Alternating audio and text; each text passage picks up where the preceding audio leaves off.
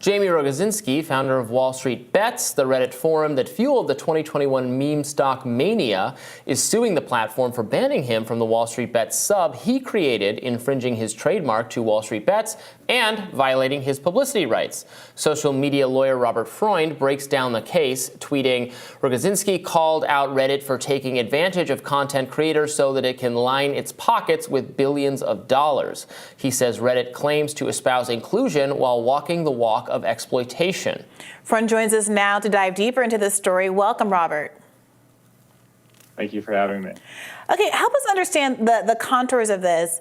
So the founder of WallStreetBets, he has been credited with kind of driving all the fervor to invest in the stocks that created this huge bubble. What was that? Is it just last year or the year before now? I can't even remember.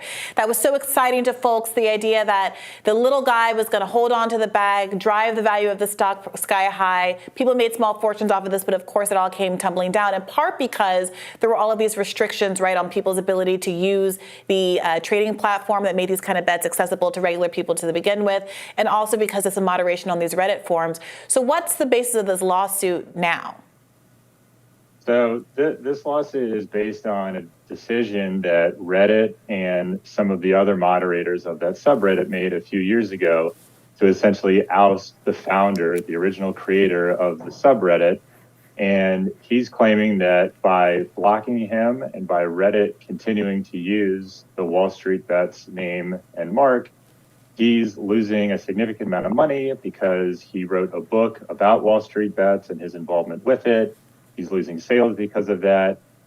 He's lost contracts related to his use of the WallStreetBets name and so forth. And now that the subreddit is even more popular than it was when he was a moderator, that he's feeling that financial impact even more. And so he's brought this lawsuit to attempt to right what he perceives as that wrong. Is that argument going to be persuasive from a legal standpoint, given that he's obviously doesn't own or is part of Reddit itself? Did he, trademark it, that kind of situation? I think he faces a real uphill battle on most, if not all, of these claims. He applied to trademark the mark WallStreetBets in 2020. The trademark board rejected that application initially, and then Reddit stepped in to oppose it. And he's going to have a tough time arguing that he used the mark first. When you create a subreddit, Reddit owns the subreddit. The people who contribute content to Reddit retain ownership of that content, but everyone grants Reddit a very broad license to essentially use the content however they want for whatever purposes. So it's going to be hard for him to argue that he has a valid trademark in the WallStreetBets name. And I think the publicity rights claim is even more challenging for him because publicity rights protect the right to commercially exploit your name, image, or likeness. And he's not saying Reddit is doing that by continuing to use the WallStreetBets name and promote the subreddit and so forth.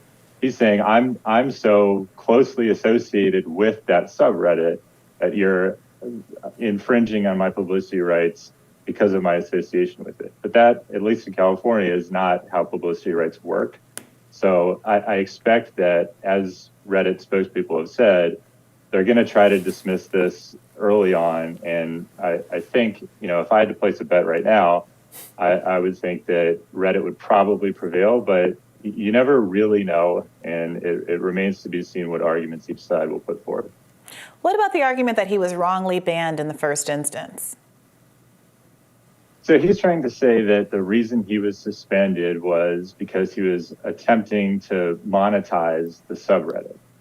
And he's taking a sort of narrow reading of Reddit's terms, which say, as a moderator, you can't enter into contracts on behalf of a subreddit, and you can't enter into some relationship where you get paid to perform moderation services. So he's saying, that's not what I was doing. I wrote a book. It's not related to my activities as a moderator. And so Reddit went outside of their own community guidelines and their own rules in deciding to ban me. I think the trouble he faces with that kind of argument is that is a very narrow reading of what the terms say. There's other sections of Reddit's terms of service that say effectively you can't use the services or any of the content commercially at all. And we can make the decision to ban a moderator or suspend an account essentially in our sole discretion if we feel like what you're doing is not consistent with Reddit's ethos, basically. And that's what Reddit has said he did. And so that's the challenge that he'll face in convincing a judge that now Reddit actually overstepped in a way that breaches their own terms. Right. That sounds very difficult to overcome because I assume, like other, social media platforms, other internet sites, that, they have the guidelines, these are the rules, and then they protect themselves by also having a rule such like you just said that, we can really, reading between the lines, we can really ban you for any reason. So then in order to stop an eventuality like this where someone says, well, you banned me for the wrong reasons, they say, well, we don't, the reason is we banned you. We get to do that. So he would have to overcome that in the first place, which doesn't sound likely. Right. And the real thrust of the case has to do with the trademark portion of it and less about sort of did Reddit breach its own contract when it terminated me or banned him from being a moderator and restricting his access. And like I mentioned, he's got a tough road ahead of him if he's going to convince the court that he has enforceable rights in that mark, and especially that his publicity rights were violated. Out of curiosity, given what happened with Robinhood and the ways that some of these institutional actors were being pressured to basically stop trading to burst the bubble.